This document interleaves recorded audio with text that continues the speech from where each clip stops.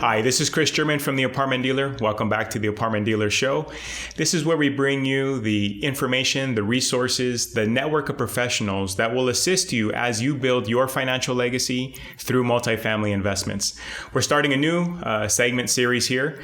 We're calling it 5-Minute Multifamily.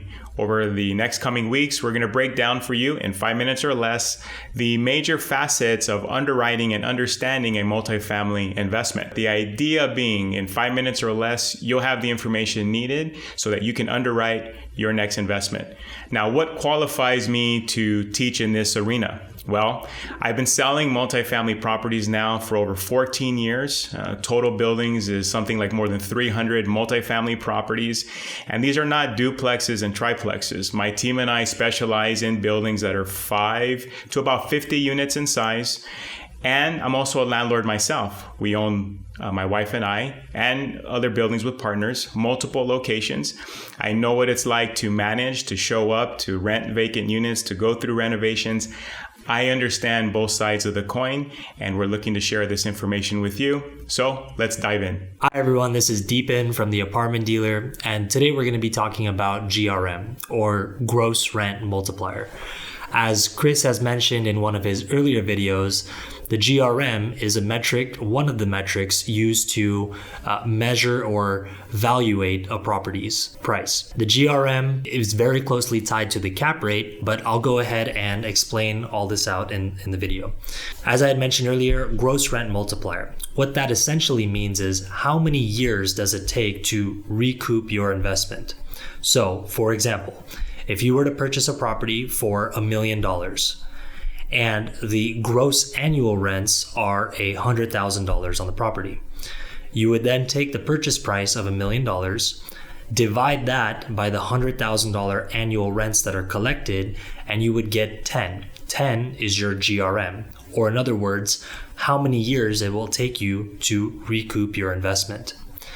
GRM back in the day actually used to be measured in months, and over time investors thought that it would be easier to take an annual basis of this rent, so now here we are using the annual basis. Earlier, the reason why I said that cap rate is very closely tied to GRM is because cap rate based on the expenses can be altered. Those investors that have a few buildings already under management, or for that fact a few hundred buildings under management, understand the different management styles to reduce the expenses on a property. A typical expense ratio of 40%, again, through management style, can be brought down to say 35% or even 30% expense ratio by changing a few things here and there. Those investors that understand that focus on the GRM. Now, when you're purchasing a property, and going back to our earlier example, you focus on the current GRM, which is the current rent a property brings in on an annual basis.